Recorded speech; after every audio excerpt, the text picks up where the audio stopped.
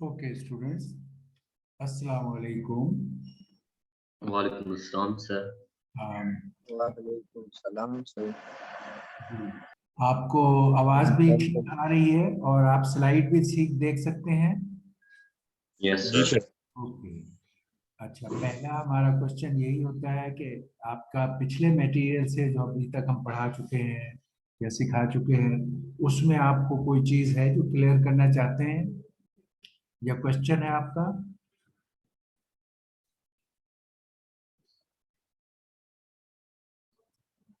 जी, no. No sir.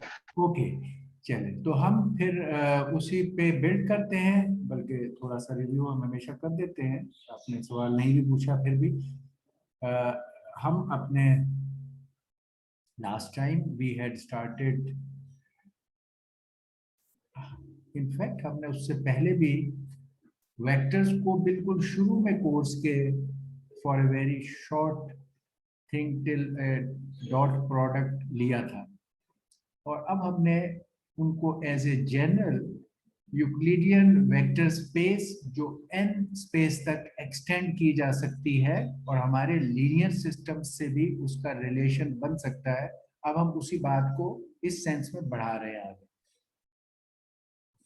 Okay, और इसको हमने दो हिस्सों में रखा है। पहले हिस्से में हम ये वेक्टर्स की और लीनियर सिस्टम का रिलेशन और जनरलाइजेशन टू n स्पेस देखी हमने, और सेकंड में हमने जो पहले डॉट प्रोडक्ट को सीखा था उसको फिर क्रॉस प्रोडक्ट भी सीखेंगे, और इन दोनों का आपस में relation as algebraic expression and application and calculation, ये हमारे इसके दो हिस्से थे। पहला हिस्सा हमने लास्ट टाइम देखा था, उस पे हमने बहुत बेसिक और छोटी से एस्पेक्ट पे काफी पूरे लेक्चर का टाइम सर्व किया था। और इम्पॉर्टेंट बात ये थी कि जब हमने आइंदा रिगरसली वेक्टर्स के साथ डील करना है तो वेक्टर्स के बाद नोटेशन के इश्यूज जो बहुत ज्यादा कॉन्सेप्चुअल एरर पैदा कर सकते हैं और करते हैं, because of the way we write things in the books and the way we understand things or we can write them ourselves. उसमें जो एक मेजर इशू जो मैंने आपको बताया था कि बुक्स, वेक्टर्स एंड स्केलर्स दो मुख्तलिफ चीजें हैं। स्केलर सिर्फ मैग्नीट्यूड रखता है और वेक्टर्स में मैग्नीट्यूड और डायरेक्शन भी होती है, एक बात। और दूसरा, वेक्टर्स को दो तरीके से हम देख सकते हैं। एक, हम dealing vectors as a entity and then combining and adding or subtracting them as a vector geometrically, or looking at vectors in terms of components and then dealing with their manipulation through the components. ये दो बातें important हैं जो हमें problem create करती हैं, इसको हमने हाईलाइट किया था। पहली बात जो मैंने अभी बताई थी वो ये है कि आपको हर जगह बुक में वेक्टर भी v और w की शक्ल में नजर आ रहा होगा, और एट टाइम्स आप इसके मैग्नीट्यूड को भी v और w ही समझ रहे हो, while they are absolutely different things and they must be distinguished very well, especially when you are dealing with the theory and algebra of vectors. Then there is no pardoning on that and it can result into serious error. ये जो thick लिखे हुए हैं, they are the vector quantities in the book at places.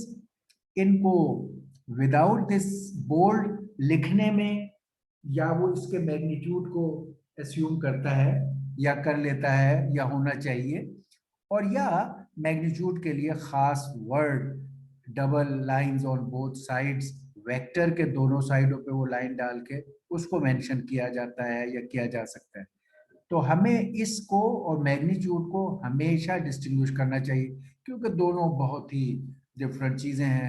अगर हम as a vector कहेंगे तो मैं लेट्स इसको एज ए वी वेक्टर कहूँ, इसको डब्ल्यू वेक्टर को हम जब लिखेंगे हमारी प्रैक्टिस ये होगी, it will be A must for all of you while dealing with these vectors, especially ये जब हम इसकी थ्योरी और अलजेब्रा सीख रहे हैं, कि आपके लिए और हमारे लिए ये फ्रीडम है कि हम हाथ से लिख रहे हैं तो हमारे लिए कन्वीनियंट है, और तो इट इज ए मस्ट कि हम वेक्टर को with this arrow at the top इस तरह शो करें to emphasise that this v is a vector, क्योंकि हम लिखने में ये बात एम्फेसाइज करना बहुत, बुक में तो फिर भी वो कर लेता है कि जी ये बोल्ड है, लेकिन आप लिखने में कि ये क्या ये बोल्ड है या नॉट बोल्ड है वो नहीं कर सकते। तो फिर डिस्ट्रीब्यूट करने के लिए इट इज ए मस्ट कि हम हमेशा वेक्टर को आपने हमेशा इस तरह लिखना है, v नॉर्मल और उसके ऊपर वेक्टर का निशान। This will be different than may be अगर आप इसको किसी वक्त में मैग्नीट्यूड की बात कर रहे हैं तो जबकि हम मैग्नीट्यूड के लिए डबल लाइन का भी यूज करेंगे, लेकिन अगर ये इसके बगैर है तो हम एट टाइम्स मैग्नीट्यूड और डायरेक्शन के तौर पर इसको यूज कर सकते हैं। जैसे मैंने आगे जब आपको यूनिट वेक्टर बताया, तो यही वेक्टर v को एक तरीका देखने का ये है कि हम कहें इस वेक्टर का magnitude multiplied by this vectors direction. अब वो डायरेक्शन या with direction, magnitude and direction जो हम कहते हैं वेक्टर है, तो हम एट टाइम्स कह सकते हैं कि unit vector of this v, suppose I note it down, मैंने उसके लिए वर्ड ये इस्तेमाल किया था विद कैप। तो अब देखिए ये वेक्टर है, v वेक्टर है, it comprises of v magnitude having a direction of unit vector in the direction of v। क्या मतलब, ये वाला इसका मतलब ये हुआ कि जब भी कभी हम कोई वेक्टर v कहेंगे, ये वेक्टर v है, इसको ये वेक्टर v हम जिसको कह रहे हैं, this is if you want to express it as a magnitude and direction, we may say okay, it's a vector which has a magnitude v, यानी इसकी लेंथ measurement is v, तो हम कहें ये v है, and it is in this direction, a v vector in this direction। अब ये direction बताने के लिए हम इसके यूनिट वेक्टर को मेंशन कर सकते हैं। मैं यूनिट वेक्टर के लिए ये कैप का वर्ड इस्तेमाल कर रहा हूं, तो हम इसको लिख सकते हैं v magnitude in the direction of v cap, small v cap। this and a vector, this vector either we say as a vector or we say as a magnitude and direction। ये magnitude वाली चीज को लिखने में book भी क्या करता है, हम भी करेंगे कि ये v भी सिंपल लिखेंगे तो again it can get mixed up with whether it's a vector और नॉट, तो इसको लिए हमने वो करेंगे कि मैग्नीट्यूड के लिए दोनों साइडों पे ये डबल लाइन इस्तेमाल करेंगे, तो हमारी ये प्रैक्टिस होगी। अगर vector as it is mention करना है as a magnitude and direction, तो फिर magnitude and direction of a unit vector in the direction of vector.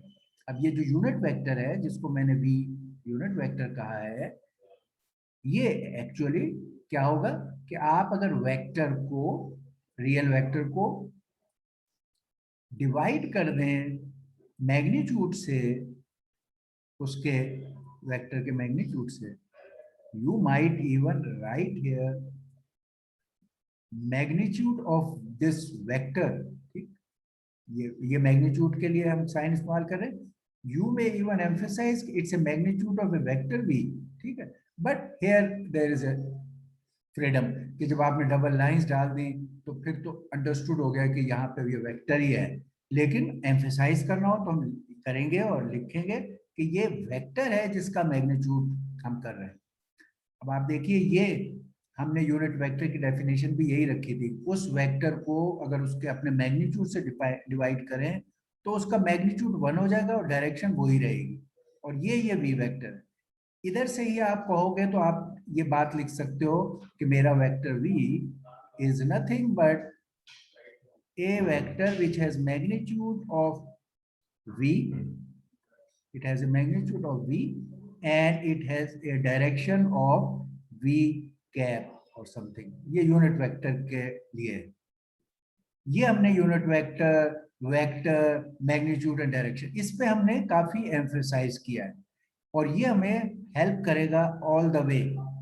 अब यहाँ लिखने में आप ये लिखोगे this is a V vector, this is a W vector, you want to add the two vectors, तो आप पहले का टेल और दूसरे के हेड के साथ एक ज्वाइन करने वाला वेक्टर बनाओ।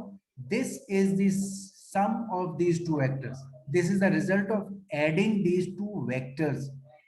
दिस वेक्टर इज, इसको भी हमें बोल्ड में खाली लिखने के बाद हम कहें V plus V vector plus W vector, V vector plus W vector है ये चीज, या इसका नाम हम, अगर इसका नाम हम रख दें वी डब्ल्यू, तो फिर हम वी डब्ल्यू वेक्टर भी कह सकते हैं। अभी तो हम इसका नाम रख रहे हैं v vector plus W vector. If I name this line as u डब्ल्यू, मैं इसका नाम यू डब्ल्यू रख दूं तो मैं इसको यू डब्ल्यू वेक्टर भी कह सकता हूँ, if I name it as u. वरना मैं कहूं दिस लाइन इज सी, तो मैं इसको कहूंगा सी वेक्टर। तो ये यहाँ U W is the name of the line, और सी, or I don't give it any name, I just say this line, this vector is a u vector plus w vector, फिर मैं vector के निशान डालूंगा। अब आप देखें, इस बात को डिस्टिंग्विश करें कि while this is the sum of the vectors, this vector is v vector plus w vector, but आप देख सकते हो कि this line का magnitude is not at all equal to magnitude of this vector plus magnitude of this vector. So this statement that this vector is equal to this plus this is only true अगर हम इसको as a vector treat करें, but it will not be true अगर हम इन lines को as a magnitude of vectors treat करें। फिर इस लाइन की length is not equal to the sum of the lines of these length, यानी ये वाली बात ट्रू नहीं है कि यू वेक्टर जब हम इनके मैग्नीट्यूड्स जो हैं, ये यू या अगर मैं वेक्टर्स के निशान भी डाल दूं कि U vector W plus W vector वाला जो वेक्टर है, इसके magnitude is not equal to U vector plus W vector. यहाँ हमने वी और डब्ल्यू, सॉरी वी डब्ल्यू, तो is not equal to we vector plus W vector के magnitude में ये इक्वल नहीं है, वेक्टर में ये इक्वल है कि v vector plus W vector जो है it is equal to we vector plus W vector. Vectors में इक्वल है, मैग्नीट्यूड में इक्वल नहीं है, एक्सेप्ट फॉर अ केस कि ये दोनों वेक्टर इसके ऊपर लाई कर रहे हों, उसी कोलिनियर हों, तो यस मैग्नीट्यूड भी उसके बराबर होगा। But most of the time we say this, कि अगर इसका नाम मैंने z रख दिया तो z vector is not equal to z vector is equal to v plus w, v vector plus w vector, but z vector magnitude is not equal to v vector magnitude plus w vector. ये हमें बहुत ज्यादा हमने emphasise किया था last time पे और अब भी हम कह रहे हैं, ठीक है, ये हमें समझना बहुत जरूरी है। फिर हमने कहा एक तरीका वेक्टर से डील करने का ये था कि आप उनको इस तरह ज्योमेट्रिकली ही डील करो, ऐड करो, सब्ट्रैक्ट करो, मल्टीप्लाई करो, कर सकते हैं। तो हमने कहा ओके, वेक्टर को ऐड करना हम देख चुके थे, इसको सब्ट्रैक्ट करने का हमने बता दिया आपको कि ऐड ट्राइंगल मेथड से ऐड करना एक चीज थी, सब्ट्रैक्ट करना है तो बजाय v के आगे w ड्रॉ करें, v और w को आप एक पॉइंट से ड्रॉ कर दें और फिर पहले जिन वेक्टर्स को ऐड करना है उनके रिजल्टेंट को या इधर से या तो इसमें ये रिजल्ट ऐड करें तो ये बनता है इस तरह, या इसमें ये ऐड करें तो ये बनता है इस तरह, आप इसको बना लें। यानी अब आप पहला और दूसरे वेक्टर के एंड पॉइंट्स को ज्वाइन कर रहे हो एक वेक्टर से, ये वेक्टर इनकी सब्ट्रैक्शन के बराबर है।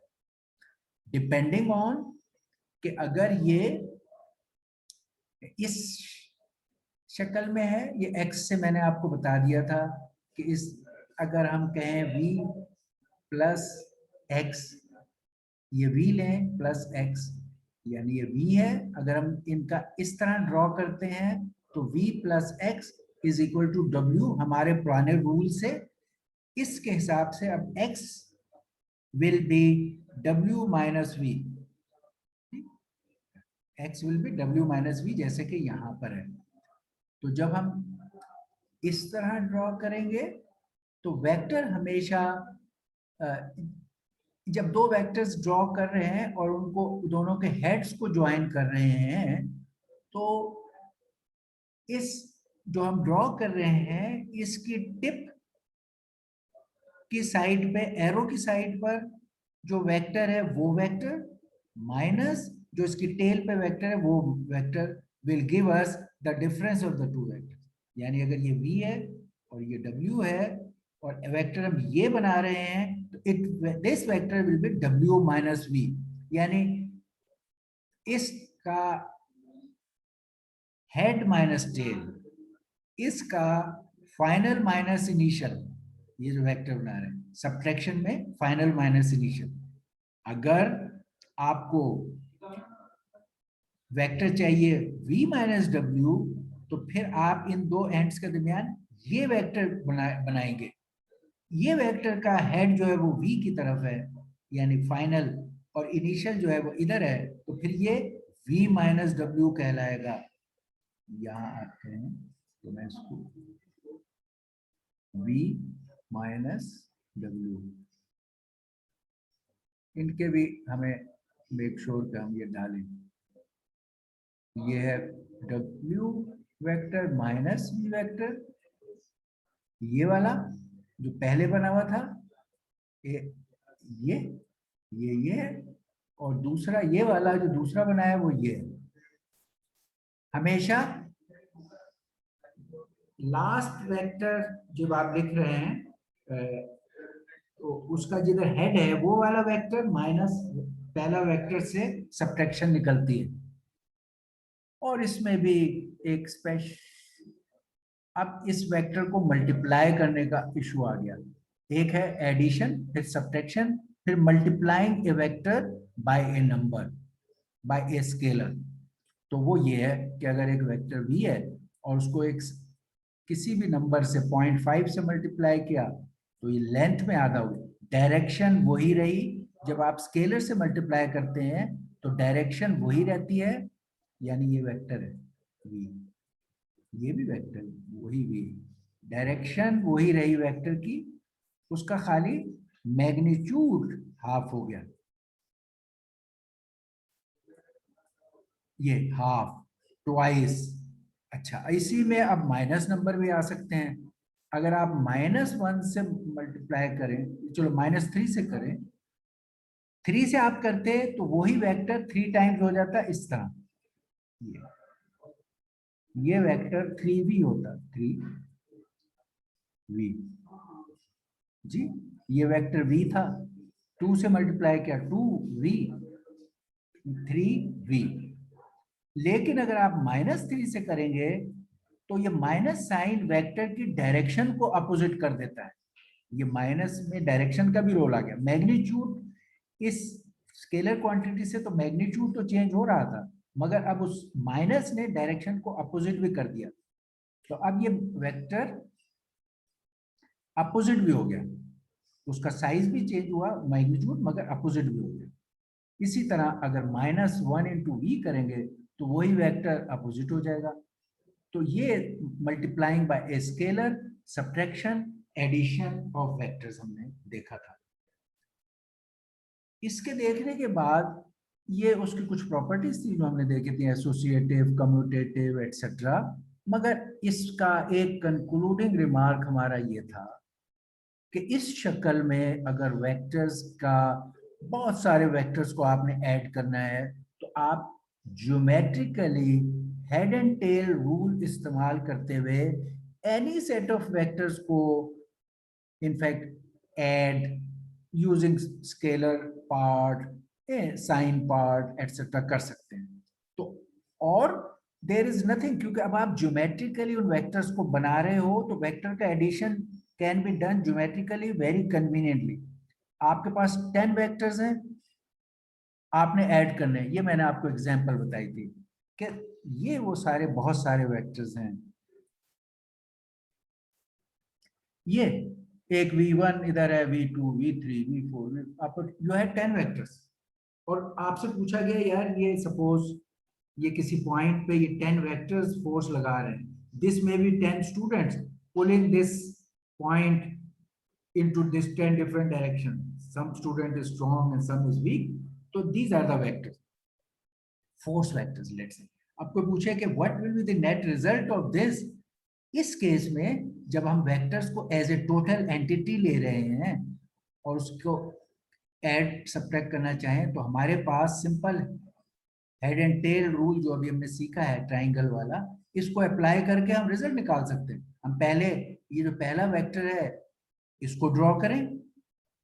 इस वेक्टर को आप किसी भी जगह, कोई vector can be drawn at any place till the time आप उसकी लेंथ वही रखें विच मींस मैग्नीट्यूड, और उसकी डायरेक्शन वही रखें which means it can be parallel to that. वो वेक्टर उसके पैरेलल है तो उसकी डायरेक्शन वही कहलाएगी।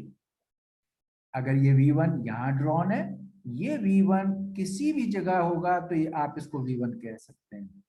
यानी ये इसी के पैरेलल अगर आप v1 यहां ड्रॉ कर दें, उतनी ही लेंथ वही डायरेक्शन, ये v1 है, आप इसको यहां ड्रॉ कर दें इसकी लेफ्ट साइड पे, स्टिल इट इज v1। किसी वेक्टर को भी टिल द टाइम उसकी लेंथ हम रखें और उसकी डायरेक्शन वही रखें जो है, कहीं पर भी किसी पॉइंट पे ड्रॉ कर सकते हैं, it is counted as same. तो अगर मेरे पास ये 10 वेक्टर्स थे और मैंने हेड एंड टेल रूल को यूज करते हुए इनका रिजल्टेंट मालूम करना था, इट्स वेरी सिंपल। पहले मैं इस v1 को यहां ड्रॉ कर लूं, ये मैंने ड्रॉ कर दिया वेक्टर v1। फिर ये जो वेक्टर v2 है जो ऊपर की तरफ जा रहा है,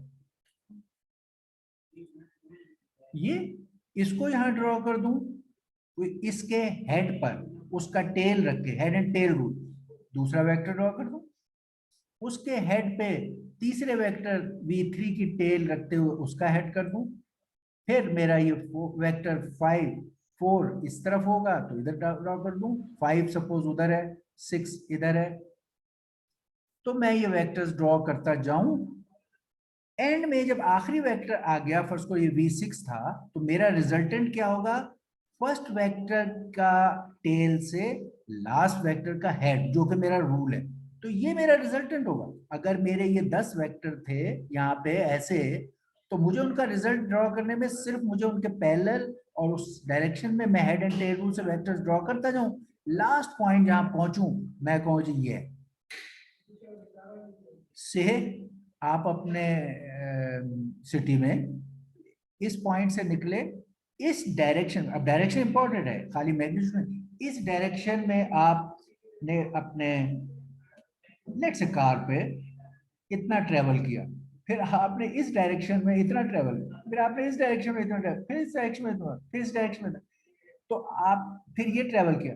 फिर आपसे कोई पूछे कि यार what is your net result of your total movement, अगर आप एज ए वेक्टर ले रहे हैं, फिर आपका जस्ट दिस कि आपका रिजल्टेंट आप फाइनल जो हो अपनी इनिशियल जगह से इस डायरेक्शन में और इतना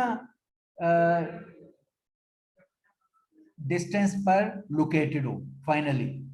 ठीक है, आपको ये सारे वेक्टर्स को सम करने का कोई, अगर आपने डिस्टेंस मैग्नीट्यूड वाइज तो ये सारा ट्रेवल किया, अब आपसे पूछे कि आपका फाइनल रिजल्ट आपके मूवमेंट का क्या है, नेट रिजल्ट, तो vector will be the right answer. आप कहो जी मैं अपनी जगह से 1 किलोमीटर टू नॉर्थ पहुंचा हूं, although you had gone 100 kilometer here and another 200 kilometer there, another 300, but net result of your total movement, when if you consider the vector, which means not speed, direction also, तो आप कहोगे ये it's not 100 plus 200 plus 500 plus 900 plus 200 plus 800, no, it is 1, ये जो small. और अगर आप सारा दिन फिर के ultimately return from this direction अपने होम हुए, although you travel may be 1000 kilometre, but आपसे को कहे what is the net result of your total movement of that time, आप कहोगे 0 एज ए वेक्टर। ठीक, ये है हमारा vector sum by using these method, head and tail rule, जब आप वेक्टर को एज ए वेक्टर एंटिटी ले रहे थे। लेकिन वेरी सून हमें रियलाइज होता है कि यार वेक्टर को एज ए वेक्टर एंटिटी लेते रहना does not provide us to the solution to all the situations. तो हमने कहा कि फिर एक और तरीका है वेक्टर को देखने का जो हमें बहुत सारी सिचुएशंस में बेहतर हेल्प करता है इसी काम को करने के लिए।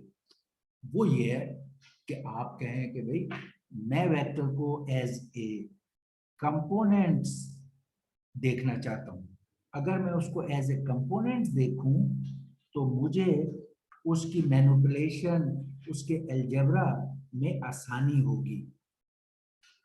कंपोनेंट्स देखने का क्या मतलब है, अगेन मैंने आपसे बताया था, यहां पर भी बहुत ज्यादा कंफ्यूजन और मिसन्यूमर कॉज होता है कि आप एक वेक्टर v को और उसके कंपोनेंट्स का मतलब ये होता है the components are in specific direction, the magnitudes in that direction.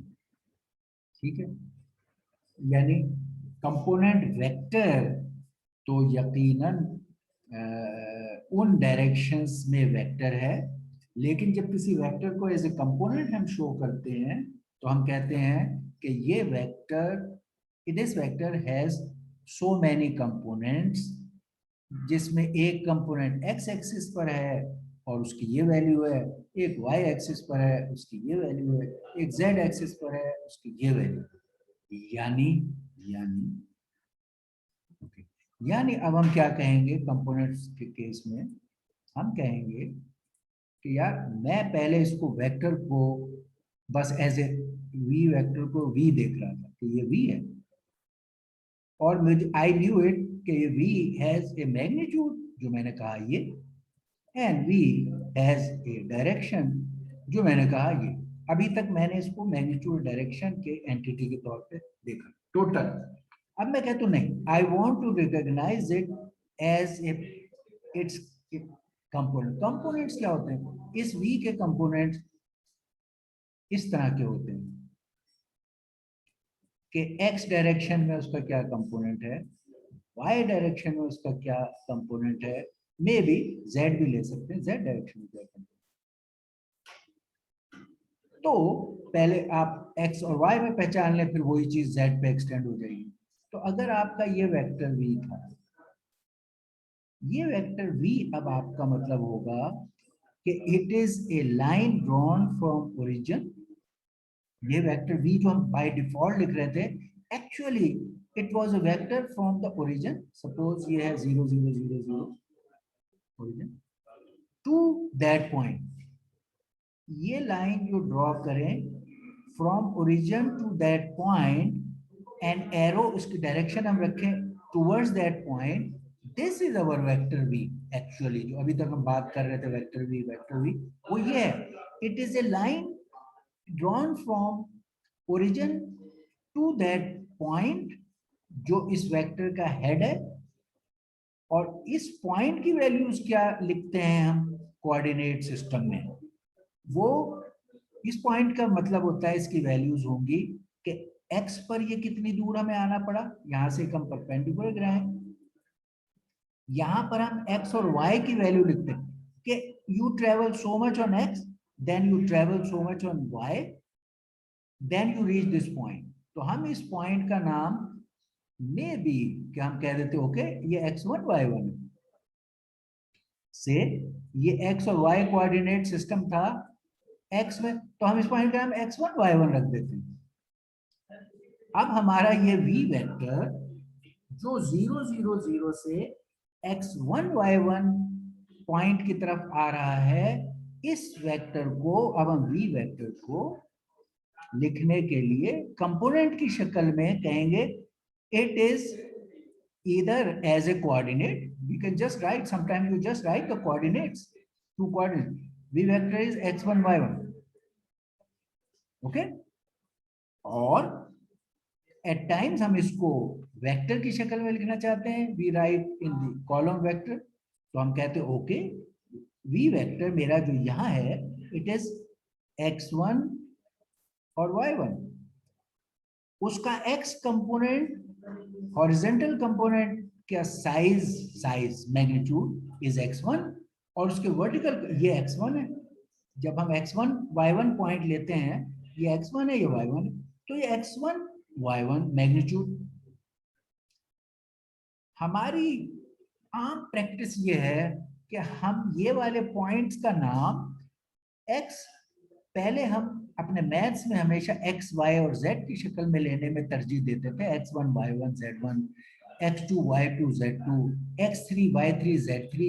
इस पॉइंट को जो वेक्टर का एंड हमारे है, इस तरह मेंशन हम करते थे इस पॉइंट को। जब हम वेक्टर्स को डील कर रहे हैं तो हम हर वेक्टर के रिलेटेड पॉइंट का नाम रखना चाहते हैं, ये हमारा चॉइस है कि हम we want to put the names of the coordinates जो हम ज्यादा रिलेट कर सकें। हम यहाँ x1 y1 की जगह अक्सर यहाँ अपने वेक्टर अलजेब्रा में इन्हीं पॉइंट्स का नाम हम यूज करेंगे v1 y1, v1 v2। these are the magnitudes of the components, v1 and v2 are the magnitudes of the component, it is not magnitude of this vector। जैसे मैंने कहा इस वेक्टर का मैग्नीट्यूड तो ये है जो हमने कहा था कि ये v डबल लाइंस के साथ, अब हम वो नहीं कर रहे। अब हम कह रहे हैं इस वेक्टर के अगर ये दो कंपोनेंट्स हैं, इन कंपोनेंट्स का नाम हम x1 y1 की बजाय मैं कहता हूं मैं I want to keep the name as v1 and v2। These are the magnitudes of the components. इस वेक्टर को लिखने का एक तरीका in terms of component is कि मैं इस तरह लिखूं, ये कंपोनेंट्स हैं। अब जब मैंने नाम v1 v2 रख दिया तो फिर मैं इसी को कह सकता हूं कि मेरा ये वेक्टर इज, यहां मैं इसकी जगह लिख दूं v1 x1 v1 y1 की जगह v1 v2, ये मेरा है ये वेक्टर, या मैं इनकी जगह लिख दूं कि ये v1 v2 वेक्टर है। इसलिए आपको ये नजर आएंगे। अब आप देखेंगे ये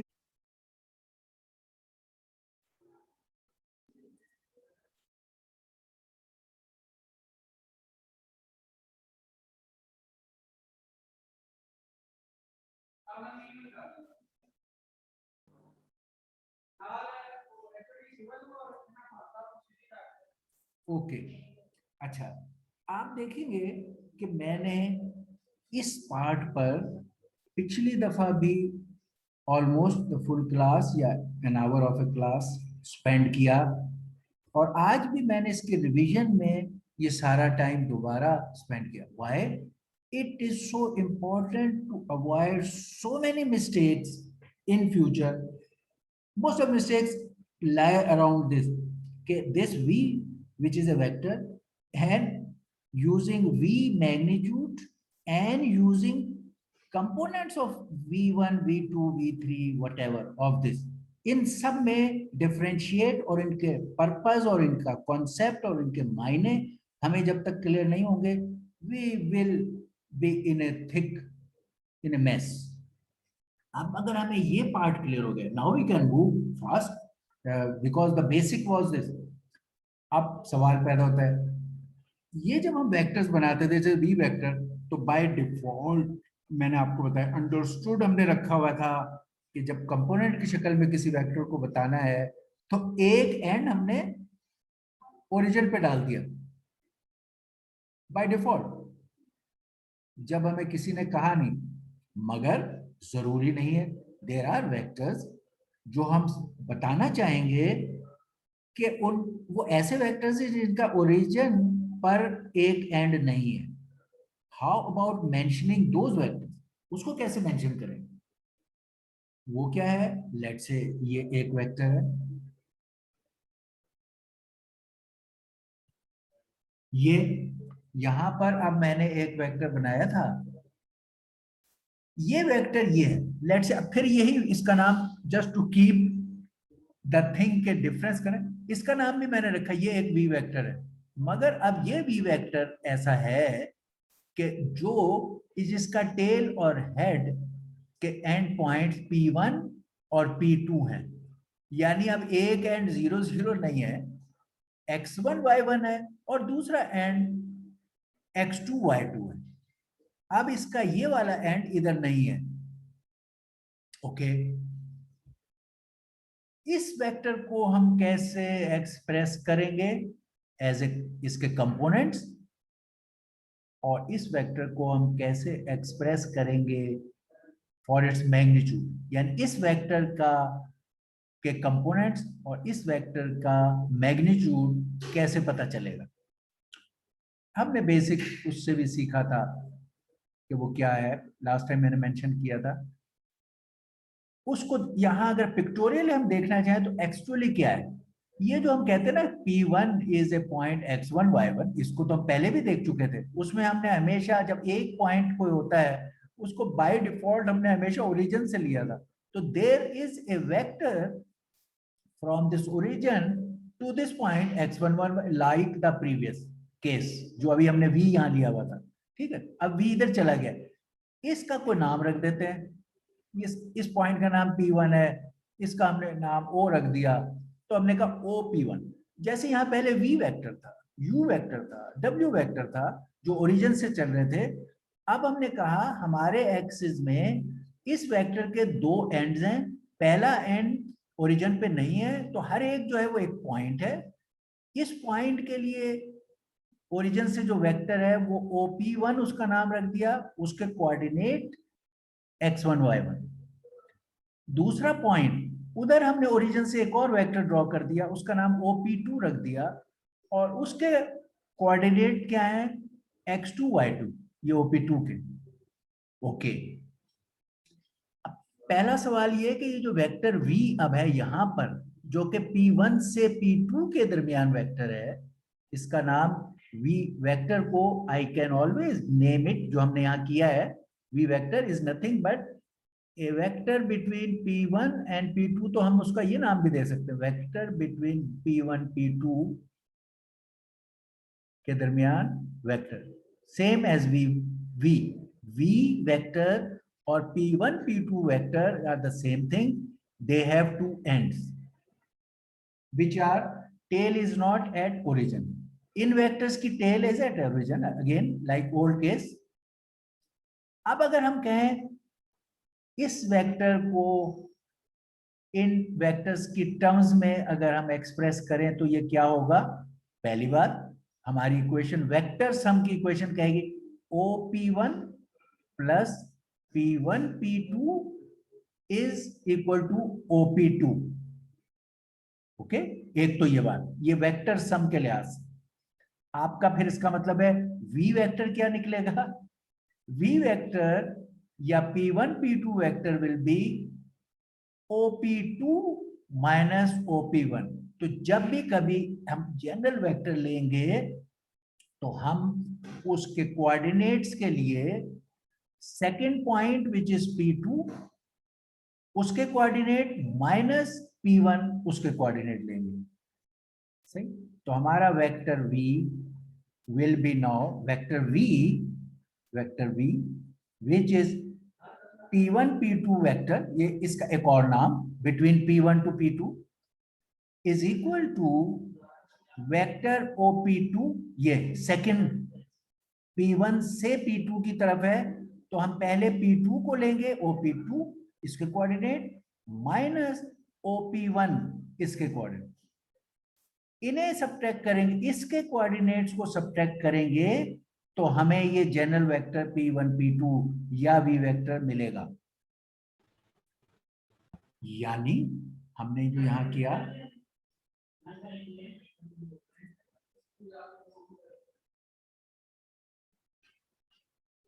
अच्छा, यानी अब क्या हुआ कि मेरा P2 OP2 was nothing but x2 y2 as a vector.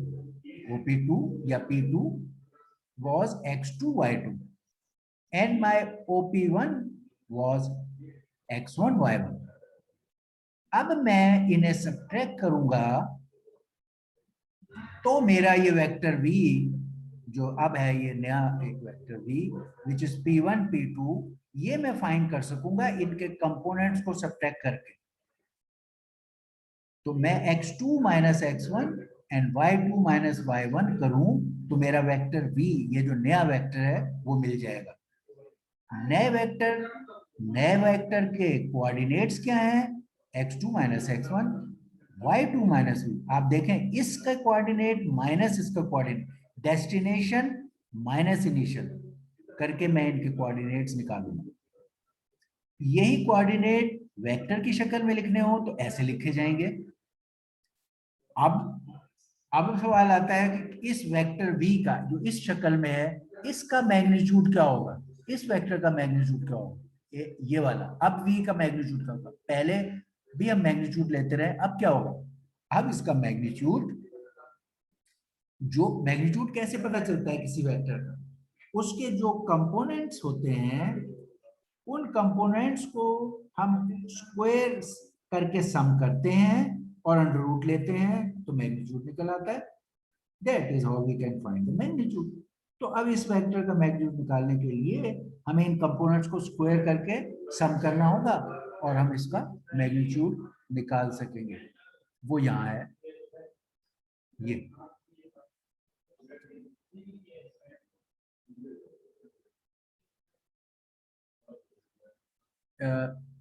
यहाँ नहीं है,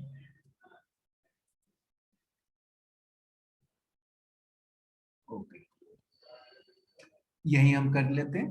ओके, ये कोई भी वेक्टर जिसके ये कंपोनेंट्स हैं उनको आपने मैग्नीट्यूड निकालना है तो आप कहोगे मेरे P1 P2 वेक्टर का magnitude which is same as v vector के मैग्नीट्यूड। मुझे v वेक्टर यहाँ पे जो बना हुआ है ऊपर उसका मैग्नीट्यूड अब निकालना। मैग्नीट्यूड यहाँ मैंने v वेक्टर शो किया है, ये वेक्टर की शक्ल में एज ए कंपोनेंट्स को शो किया है यहां भी। अब मैं कह रहा हूं मुझे इसका मैग्नीट्यूड चाहिए, तो मैग्नीट्यूड के लिए आप हर कंपोनेंट को स्क्वायर करेंगे। ये सारे ये कंपोनेंट थे x2 माइनस x1, वहां पर जो है x2 माइनस x1 का स्क्वायर,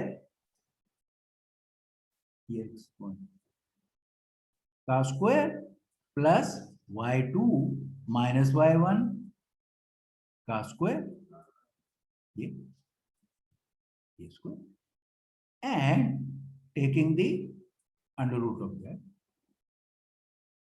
किसी भी वेक्टर का मैग्नीट्यूड उसके कंपोनेंट के स्क्वायर लेके सम करें और उसका अंडर रूट लें तो वो उसका मैग्नीट्यूड निकल आया। ये मैग्नीट्यूड निकल आया इसका। इसी मैग्नीट्यूड को अमूमन जब ऐसा केस हो कि दोनों एंड्स किसी और जगह हो तो हम डिस्टेंस के नाम से जानते हैं, इसको हम डिस्टेंस भी कहते हैं। The distance between P1 and P2, देखिए वेक्टर बिटवीन P1 P2 तो ये है, इसके कोऑर्डिनेट्स ये हैं, लेकिन इसके का मैग्नीट्यूड या लेंथ क्या है, इसका मैग्नीट्यूड की वैल्यू क्या है वो ये है, और इसको हम फिर डिस्टेंस भी कह देते हैं। Distance between these two point, हम इसको distance, magnitude is a scalar quantity, इसका नाम हमने distance, which is length of this vector. It's a magnitude of this vector is length of. अच्छा, वेरी इंटरेस्टिंग। हम अब से पहले भी मैग्नीट्यूड हम लिया जब हमने डॉट प्रोडक्ट वगैरह सीखी, बड़े ऑटोमेटेड तरीके से हम मैग्नीट्यूड ले रहे थे, इसको ये स्क्वायर करके वहां पे हम करते थे। एक्चुअली वो भी जो हम स्क्वायर करके कर रहे थे उसमें भी ये डिस्टेंस रूल अप्लाई हो रहा था, मगर हमें पता नहीं चला।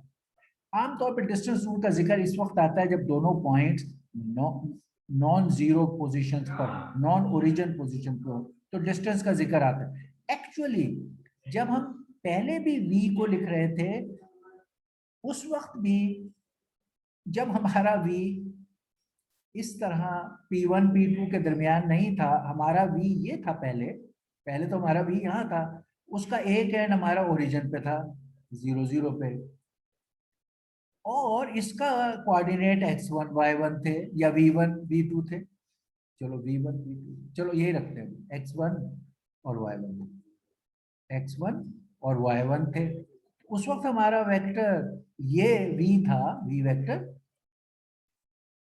एक्चुअली वहां जब बाय डिफॉल्ट ये दोनों एंड 0 0 पे थे, और जब हमने कहा इस वेक्टर का मैग्नीट्यूड, तो उस वक्त कहा गया इसका मैग्नीट्यूड क्या है, तो हमने बड़े ऑटोमेटेड तरीके से कह दिया x square plus x1 square plus y1 square. इसी तरह अगर और कंपोनेंट भी होते plus z1 square etcetera and under root, आगे अगर ज्यादा हो तो वो भी चलते हैं, और अंडर रूट। हम वहां मैग्नीट्यूड किसी वेक्टर का ऐसे ले रहे थे, इसको हम कहते थे finding the vector of a magnitude of A vector. ये भी डिस्टेंस फॉर्मूला ही है। ये डिस्टेंस फॉर्मूला इसलिए है कि यहाँ ये x1 है और इधर 0 0 है, तो एक्चुअली आपने क्या किया था, यहाँ x1 माइनस 0 का स्क्वायर एंड y1 माइनस 0 का स्क्वायर। तो वो क्योंकि दूसरे एंड पे 0 था तो हमें वो 0 नजर नहीं आया, हमने वहां भी डिस्टेंस रूल लगाया हुआ था लेंथ के लिए, मगर वहां ये पता नहीं चला। अब हमें ज्यादा पता चला है जब दोनों एंड्स ही नॉन जीरो थे, but it is the same, वहां भी ये डिस्टेंस फॉर्मूला ही लगा है और हमने मैग्नीट्यूड फाइंड किया। तो to find the magnitude of any vector the distance formula is a generalised rule, और वो वाले वेक्टर जिनका स्टार्ट पॉइंट ओरिजिन पे होते हैं is a specialized case of this general rule. Okay? अब ये बात समझने के बाद ये ऐसे हैं, इसके छोटे छोटे एग्जांपल्स हैं। ये P1 P2 vector between 3 points, ठीक है, x2 y1, और फिर ये एग्जांपल है कि अगर एक R2 vector between these points है और एक 3 कोऑर्डिनेट सिस्टम का वेक्टर ये है, और फिर n कोऑर्डिनेट सिस्टम में ऐसे n पॉइंट्स होंगे, ठीक, ये कंपोनेंट्स की शक्ल में। तो अब अगर हम एग्जांपल में P1 की लोकेशन ये है 2 -1 and 4, एंड P2 की लोकेशन ये है 7 5 -, लेट्स ये x है, ये y है, ये z है, x1 y1 z1, x2 y2 z2। अगर हमें इस वेक्टर को एज ए वेक्टर शो करना है, यानी P1 P2 vector, P1 P2 vector अगर हमें लिखना है कि ये क्या होगा, तो फिर हम लिखेंगे V वेक्टर, ये इस वक्त V भी इसका नाम है, तो हम कहेंगे x2 minus x1, y2 minus y1, z2 minus z1, और मैं कहूंगा इस वेक्टर का ये कोऑर्डिनेट्स हैं, इस वेक्टर के ये coordinate, vector real vector writing as coordinates, ठीक। अच्छा, वही बात अगर मैं आपसे अब कहूं कि यार इसका मैग्नीट्यूड बताओ P1 P2 वेक्टर का या V वेक्टर का, आप कहोगे alright 5 square plus 6 square, 5 square plus 6 square plus 12 square under root, magnitude बता देंगे आप इसका, under root square under root is the magnitude of this vector, which is V vector magnitude, which is P1 P2 vector magnitude, P1 P2 vectors। चले emphasise करने के लिए vector लिखते हैं ताकि जोर हो इस वेक्टर का मैग्नीट्यूड। अब ये मैग्नीट्यूड रिजल्टेंट एटसेट्रा में कर दो, यही मामला सारे आप n डायमेंशनल वेक्टर्स Rn पे एक्सटेंड कर सकते हैं सारे। अब हमने n डायमेंशनल के लिए अपनी ग्राउंड्स बना ली असल में इस तरह, जो n डायमेंशनल n कोऑर्डिनेट्स वाले जो वेक्टर्स हैं उनको हम लिख सकते हैं as ordered n tuples. n tuple क्या होता है? ये पेयर, ऑर्डर्ड पेयर है। ये ऑर्डर्ड ट्रिपल भी हो सकते हैं और ऑर्डर्ड n ट्यूपल भी हो सकते हैं, यानी कोऑर्डिनेट्स जिनको एक ऑर्डर्ड शक्ल में n कोऑर्डिनेट्स को लिखें तो उसको ऑर्डर्ड n ट्यूपल कहते हैं। यानी ब्रैकेट में आप पहला कंपोनेंट, दूसरा कंपोनेंट, तीसरे डायमेंशन में कंपोनेंट और nth डायमेंशन कंपोनेंट, ये हो गया, ये v1 से vn। और इसको n स्पेस भी कहते हैं। ये जो n ट्यूपल्स हैं, तमाम n ट्यूपल्स का सेट जो है वो Rn है। यानी Rn का मतलब ये है कि n कंपोनेंट्स वाले जितने भी पॉसिबल वेक्टर्स उसमें हो सकते हैं वो सारे बिलोंग करते हैं इस Rn को, which means v1, v2 और vn की there can be in real numbers infinite number of combinations which will make these vectors. That set is known as Rn, जो हम यूज करते हैं, या R2 या R3 के दो कोऑर्डिनेट्स वाले ऑल द वेक्टर्स का सेट, तीन कोऑर्डिनेट्स वाले ऑल द वेक्टर्स का सेट, n कोऑर्डिनेट्स वाले ऑल द वेक्टर्स का सेट। अच्छा, इसके बाद हमने फिर लास्ट टाइम ये कहा कि यार अभी हमने सीख लिया कि एक जनरल वेक्टर का यूनिट वेक्टर क्या होता है। अब हम सीखना चाहते हैं, ये हमने पहले सीख लिया था, आप सीख चुके हो, और इसको मैंने फिर यहाँ बना दिया है कि जनरल वेक्टर का हमने यूनिट वेक्टर सीखा हुआ है कि भाई ये वेक्टर है, इसका यूनिट वेक्टर इसकी ही सिम्त में वन लेंथ का जो वेक्टर होगा, इसकी लिमिट में कोई भी सिम्त है इसकी वन लेंथ का वेक्टर इन दिस, मैंने इसको वी कैप का नाम दिया, दैट्स द यूनिट वेक्टर। सो इसके लिए हम क्या करते हैं, वही वेक्टर रहने देते हैं वी वेक्टर, उसको डिवाइड कर देते हैं उसकी लेंथ से, तो इसी वेक्टर की डायरेक्शन वही रहती है और मैग्नीट्यूड से डिवाइड करने से इसकी लेंथ 1 हो जाती है, तो ये यूनिट वेक्टर बन जाता है। अब इसके अलावा हम एक चीज होती है स्टैंडर्ड यूनिट वेक्टर्स, वो क्या है, अभी हमने जो डिफाइन किए कंपोनेंट्स ऑफ ए वेक्टर। ये जो कंपोनेंट्स होते हैं जिस डायरेक्शन में इस तरफ जो यूनिट वेक्टर्स हैं उनको हम कहते हैं स्टैंडर्ड यूनिट वेक्टर। अब हम क्या कह रहे हैं कि x और y और z की डायरेक्शन में आपके कंपोनेंट्स यूनिट वेक्टर्स क्या है। तो मैं कह रहा हूं x की सिम्त में अगर यूनिट वेक्टर है, एक y की सिम्त में यूनिट वेक्टर है, इनको हम कहेंगे स्टैंडर्ड यूनिट वेक्टर। ये जनरल यूनिट वेक्टर थे कि किसी भी वेक्टर की डायरेक्शन में यूनिट लेंथ वाला, ये जनरल है।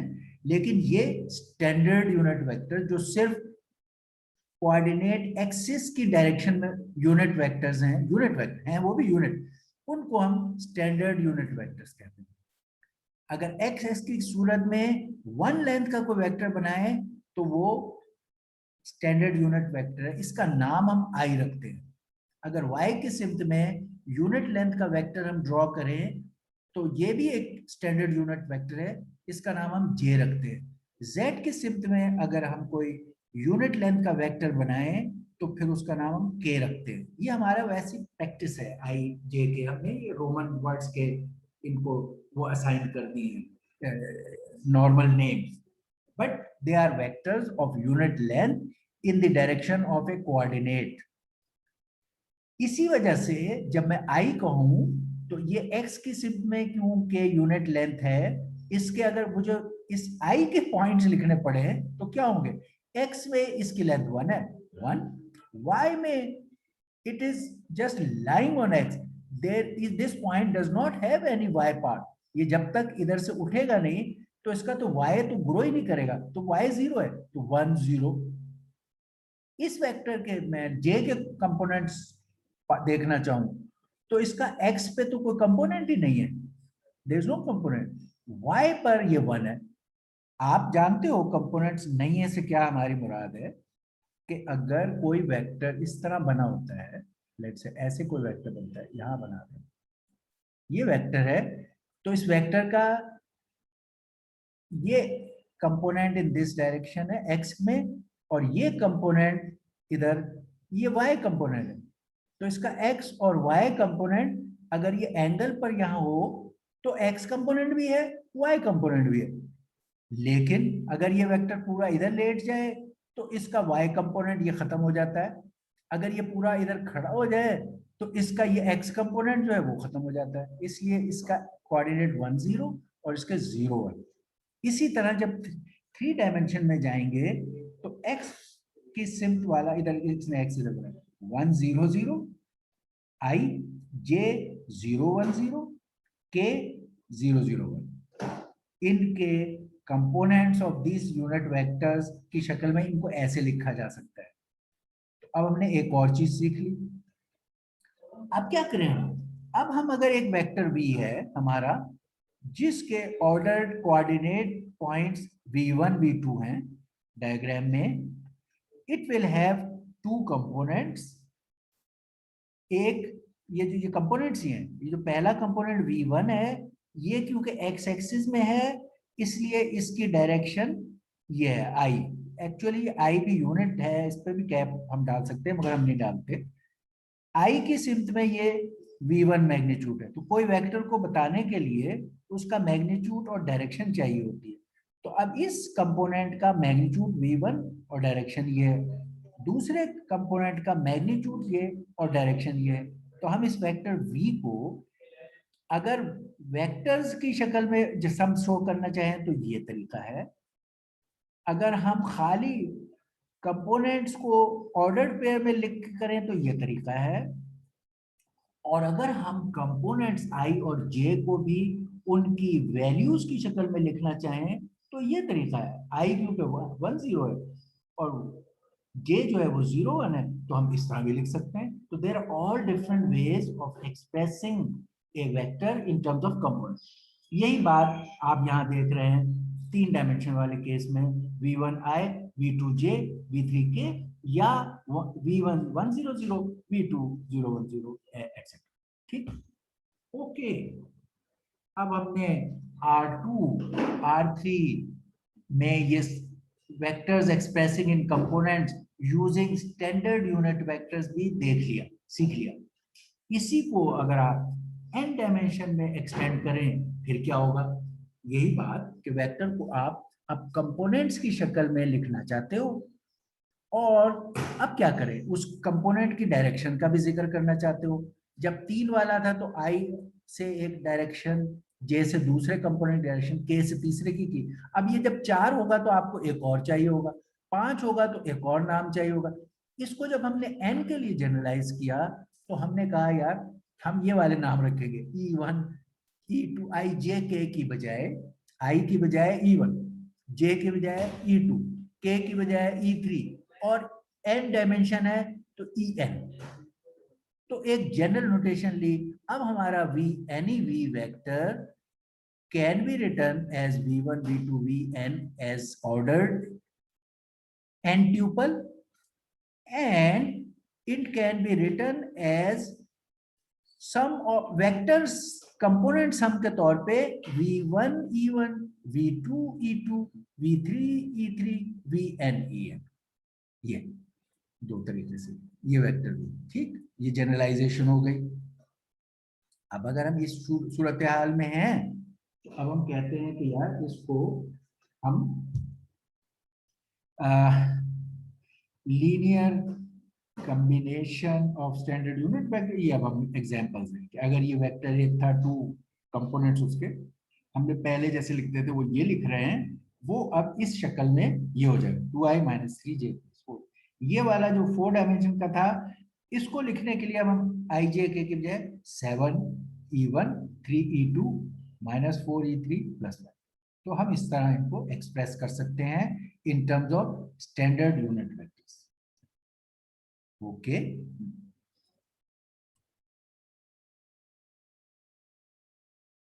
ये काम मैंने कवर कर दिया आपको डिटेल से उस वक्त जब हम ये कर रहे थे कि कोई वेक्टर है उसका डिस्टेंस क्या होता है।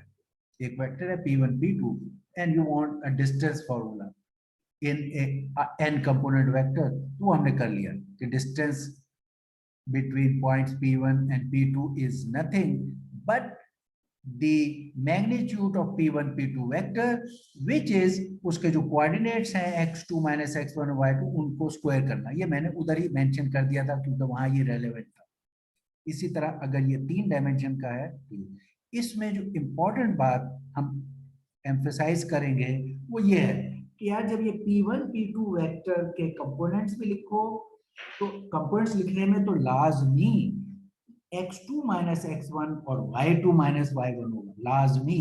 यहाँ आपके पास चॉइस नहीं है, अदरवाइज ये गलत हो जाएगा। P1 P2 वेक्टर को अगर आप कंपोनेंट्स की शक्ल में एक्सप्रेस करो, आपको लाजमी P2 के कंपोनेंट्स, P2 वेक्टर के कंपोनेंट्स माइनस P1 के कंपोनेंट्स करने पड़े, P2 माइनस P1 वेक्टर आपको करना पड़ेगा।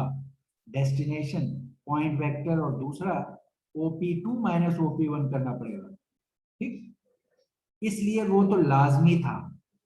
However, जब डिस्टेंस के लिए हम इस वेक्टर का ये डिस्टेंस फॉर्मूला लगाते हैं तो क्योंकि हम स्क्वायर लेते हैं तो यहां तो हमने लिखा है x2 माइनस x1 उसी असूल से y2 माइनस y1, लेकिन क्योंकि स्क्वायर लेते वक्त ये ऑर्डर मैटर नहीं करता, यहाँ तो मैटर करता है, मस्ट है, यहाँ मैटर नहीं करता। एट टाइम्स आप देखोगे अगली स्लाइड में भी और बुक में भी, जब ये वाला स्टेज होता है sometimes he rights x1 minus x2 and y1 minus y2। अच्छा, आंसर इस केस में गलत नहीं होगा, क्यों? माइनस नंबर का स्क्वायर भी वही है जो प्लस नंबर का स्क्वायर, यहाँ एरर नहीं आती। मगर अगर ये वाली बात, ये लिबर्टी x1 माइनस x2 आपने इधर इस्तेमाल कर ली, जब यहाँ मैटर करता है कोऑर्डिनेट्स, तो ये गलत हो जाएगा। इसलिए मैं आपको रिकमेंड करूंगा कि आप जिस तरह कंपोनेंट लिखते वक्त इसको स्ट्रिक्टली फॉलो कर रहे हैं, डिस्टेंस में भी स्ट्रिक्टली फॉलो करें। ठीक है कि आंसर एरर नहीं होती, बट आपका एक जनरल असूल कायम रहेगा और एरर के चांसेस कम होंगे यहाँ, ठीक। ये इसकी मिसाल आगे ये है इस एरर की जो हो जाती है और लोग इस पे जोर जब नहीं देते, तो वो ये है कि अगर एक वेक्टर u है, यहाँ पे दिखाया गया एक वेक्टर u है, ये u वेक्टर है u1 u2 un, फिर एक v वेक्टर है v1 v2 vn इन Rn, ठीक है। अगर मैं कहूं कि यार find the distance between u and v और उसका नाम रख दो distance between u and v, तो इसे फाइंड करो, तो हमें यही असूल रखना चाहिए कि हमें अब अगर हम u और v का एंड का नाम uv रख रहे हैं, फर्स्ट करो uv या जो भी c x t l जो भी वेक्टर है हमारा, अब uv वेक्टर जो है इट इज, इसको फाइंड करने का तरीका हमारा होगा O v vector minus O u vector, जिसको मैं अब कह रहा हूँ v vector and u vector. U v vector को मैंने कहा कि इसके हेड को पहले लिखा जाएगा v vector minus u vector, ये जरूरी है।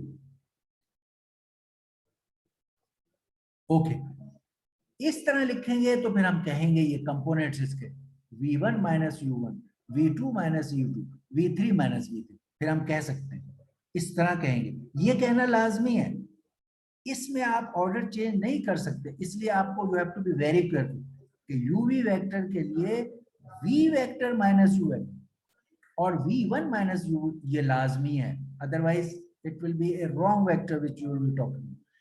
हाउएवर जैसे इसने यहाँ किया था स्क्वायर के वक्त उसने ऑर्डर डिफरेंट इस्तेमाल कर लिया, उसने यहाँ u1 माइनस v1 लिखा u2 और ये थ्योरेटिकली ये सही है, मगर हम इस कंसिस्टेंसी को रखने के लिए हम कहेंगे ओके इस u वेक्टर के जब मैग्नीट्यूड निकालेंगे that means the distance between u and v, but हम निकाल रहे हैं v vector minus u vector का मैग्नीट्यूड, हम v पहले फिर u लिखकर उसका मैग्नीट्यूड, हम यहाँ u माइनस v नहीं लिखना चाहते, लिखना ही नहीं चाहते, यहाँ उसने लिख दिया था, मैंने उसको ठीक किया, इस वजह से मैं इधर भी v1 minus u1 v2 minus u2 और vn माइनस un लिखकर ये स्क्वायर्स लेना चाहता हूँ, आप भी यही करें और ये डिस्टेंस निकालें, ठीक हो गया। और फिर इसी तरह ये एग्जांपल के अगर u ये था v ये है और आप इनके दरमियान डिस्टेंस निकालना चाहते हैं तो डिस्टेंस बिटवीन u v के लिए आप ये करें, इसमें मैंने स्वैप डाला हुआ है, इसको उधर लिखें उसको इधर लिखें। अच्छा, अब हम अभी हम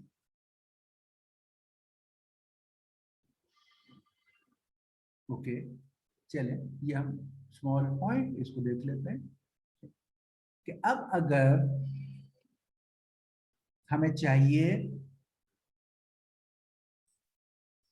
अब हम लीनियर सिस्टम की जो इक्वेशंस थी, लीनियर सिस्टम्स को जो इक्वेशंस हैं हमारी, वो वेक्टर की शक्ल में ज्योमेट्रिकली हम कैसे एक्सप्रेस कर सकते हैं। एक लीनियर सिस्टम है, उसको ज्योमेट्रिकली वेक्टर की शक्ल में कैसे शो किया जा सकता है, सिर्फ ये बता दें। उसमें हमने क्या कहा, हमने कहा कि भाई अगर एक वेक्टर v होता है, ये हमारा वेक्टर v है जिसको अभी हम सीख रहे थे बहुत देर से, ये एक वेक्टर v है, इसको इसका स्केलर मल्टीपल करें t से, तो it will be another vector in the same direction but scaled up और स्केल्ड डाउन, इससे डबल हो जाएगा, ट्रिपल हो जाएगा, हाफ हो जाएगा, मगर इसी डायरेक्शन में।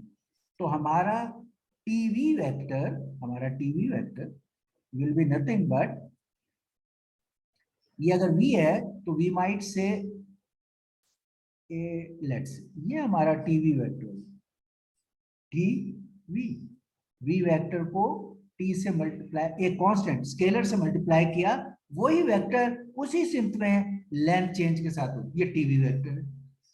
तो इस वेक्टर की इक्वेशन अगर हम लिखें, लीनियर इक्वेशन, तो ये होगी x is equal to tv, जिसमें v is a vector, bold है, आप लिखोगे तो ऐसे लिखोगे। अच्छा, अगर इस लाइन के हम पैरेलल एक लाइन ड्रॉ करें, ठीक है, जो जिस लाइन की तरफ हम इस जगह से उस लाइन पे कोई एक पॉइंट लें और उस पर यहां से एक वेक्टर बनाए x नॉट, अब क्या होगा, यही टीवी वेक्टर अगर हम, ये लाइन इसके पैरेलल है, तो अगर ये टीवी वेक्टर वहां इसी के पैरेलल यहां बना दें, वही टीवी वेक्टर, तो अब इस लाइन की इक्वेशन क्या होगी। अब देखिए, यहां इस लाइन x की इक्वेशन x इक्वल टू टीवी थी, ठीक है। अच्छा, ये वेक्टर इसके पैरेलल है तो वो अभी भी टीवी है, मगर इसमें यहां हम ये अब x नॉट और उसके आगे ये टीवी, तो अब इस लाइन की इक्वेशन जो इस डिस्टेंस पर है, x नॉट प्लस टीवी हो जाएगी, ये v वेक्टर है और ये x नॉट, ये एक तरह से vector sum, x not vector plus TV vector, ये टीवी क्यों है, इधर ये टीवी था, उसी के पैरेलल वो है, वो भी टीवी कहलाएगा, तो ये इक्वेशन बन गई। जाहिर है इसमें जब ये x जीरो जो होता है ये वाला, ये इधर आ जाएगा तो फिर ये इक्वेशन रह जाएगी। ओके, अब यही काम हम अगर 2 डायमेंशन में एक्सटेंड करें, प्लेन के लिए ये इक्वेशन लिखना चाहें वेक्टर की शक्ल में, तो क्या होगा, वो ये वाला, एक प्लेन में आपके let's say x Y plane है, इधर x इसने लिया है, इधर y लिया है, इस एक्स वाई प्लेन में आप ओरिजिन से वेक्टर्स बनाएं तो पहले की तरह, अब वो उस केस में तो एक ही था वेक्टर तो t ले लिया, अब अगर 2 वेक्टर्स बनाए, एक वेक्टर v1 और एक वेक्टर v2, 2 बनाए अब एक की बजाय इस एक्स वाई प्लेन में, तो हम इसके साथ अब स्केलर का नाम इधर t1 डाल देते हैं, इधर t2 डाल देते हैं, जिससे मल्टीप्लाई, तो ये t1 v1 और ये t2 v2 हो जाएगा। तो वेक्टर वाइज इसकी ये जो इक्वेशन है, ये x वेक्टर वाइज इसका पॉइंट जो है वो ये x बनता है, एक जनरल पॉइंट इस लाइन पर होगा, ये लाइन, तो इस लाइन की इक्वेशन क्या होगी, x is equal to t1 v1 plus t2 v2, ये वेक्टर, ये जो वेक्टर हम बना रहे हैं, ये it will be nothing but the sum of these two vectors t1 v1 t2 v2, ये इस इक्वेशन हो जाएगी जो मैंने यहाँ पे ये दिखाई है। ये वो प्लेन, यही वाला प्लेन इधर ड्रॉ कर दिया, यहाँ v1 v2 लिए और ये t1 v1 plus x। Okay, अब अगर मैं उसी की तरह इस प्लेन के पैरेलल एक प्लेन जो x नॉट डिस्टेंस पर है, x नॉट डिस्टेंस नहीं, जिस पर एक पॉइंट x नॉट है, जिस पर ये वेक्टर इधर के जीरो से x नॉट वेक्टर है, तो अब मैं इस x नॉट वेक्टर में अगर ये x रिजल्टेंट वेक्टर को ऐड करूं, ये वाला जो पहले था, ये वाला जो x वाला था, तो मेरा अब टोटल रिजल्ट नया यहां से ये बन जाएगा, जिसमें ये x नॉट वेक्टर प्लस वो x वेक्टर जो कि t1 v1 और t2 v2 था। तो एक जनरलाइज्ड केस मेरा ये बन जाएगा। अगर ये x नॉट ओरिजिन पर आ जाता है यहां, तो फिर ये बन जाता है। ये मेरी वेक्टर्स की शक्ल में एक लाइन और एक प्लेन की इक्वेशंस इस तरह लिखी जाएंगी किसी लीनियर सिस्टम की। ओके, अच्छा, अब हमें ये अगर हो गया, लेट्स से हम इसको कर लेते हैं ये और नेक्स्ट, ये यही इक्वेशन है। अब एक और छोटा सा पॉइंट हम देख लेते हैं, क्योंकि हमें ये सारे पिक्चर क्लियर। एक और चीज हमें जरूरत पड़ती है कि अगर एक लाइन है, ये एक लीनियर इक्वेशन नहीं, किसी लीनियर लाइन एक हो,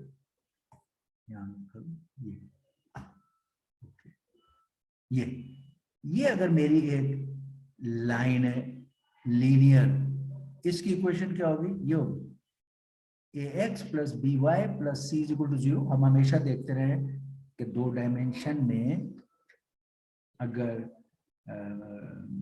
लीनियर इक्वेशन,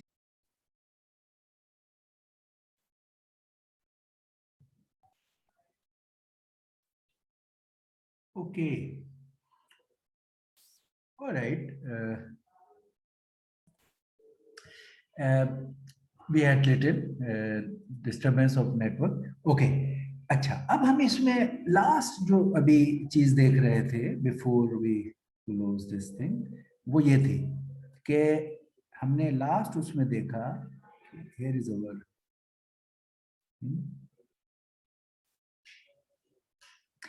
हमने ये कहा कि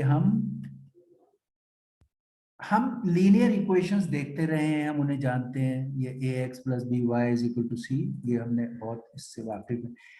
अगर किसी लीनियर इक्वेशन की ये लाइन है, तो एक पॉइंट का इस लाइन से डिस्टेंस क्या होगा?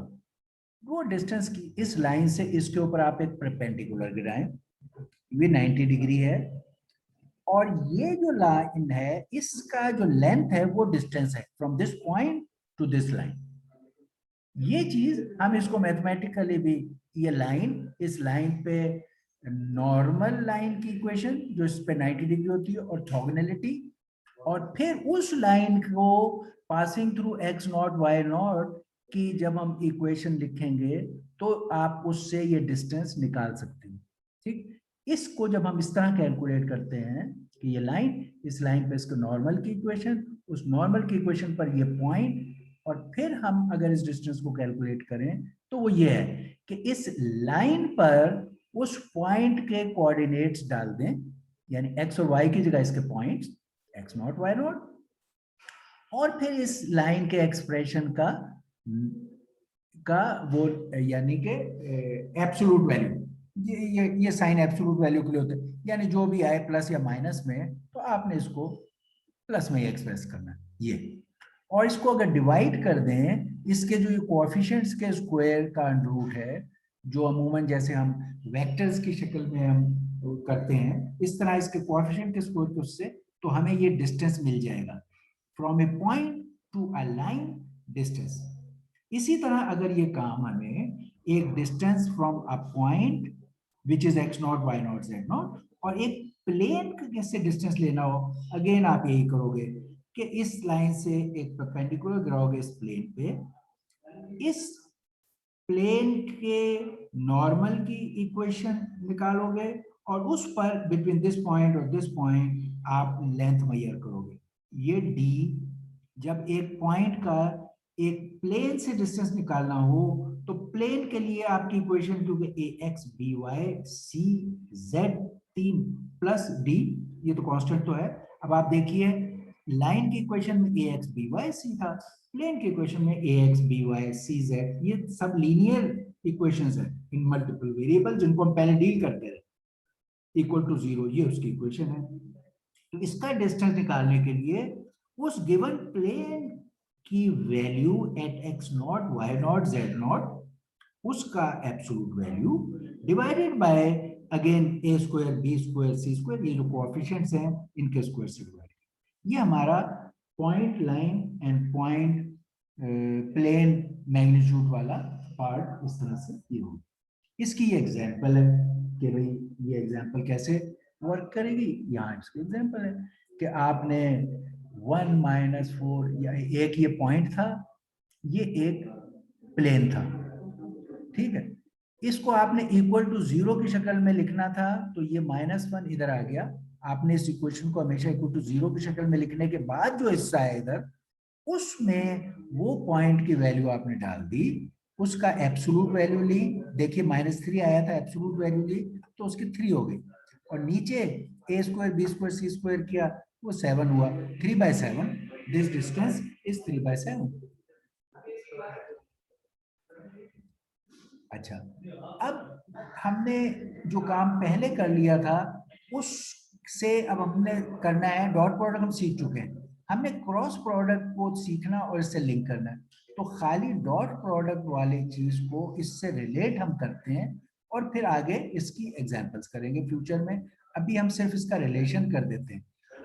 डॉट प्रोडक्ट में अभी जैसे आपने ये वॉल्यूम, हमने मैग्नीट्यूड निकालना सीखा था, ठीक है, यूनिट वेक्टर सीखा था, ठीक है, हमने ये इनर प्रोडक्ट रूल या डॉट प्रोडक्ट रूल लिखा था कि जिसमें डॉट प्रोडक्ट को एंगल बिटवीन द वेक्टर्स से रिलेट करना सीख लिया था कि इनकी डॉट प्रोडक्ट बराबर होती है इसका मैग्नीट्यूड cos थीटा।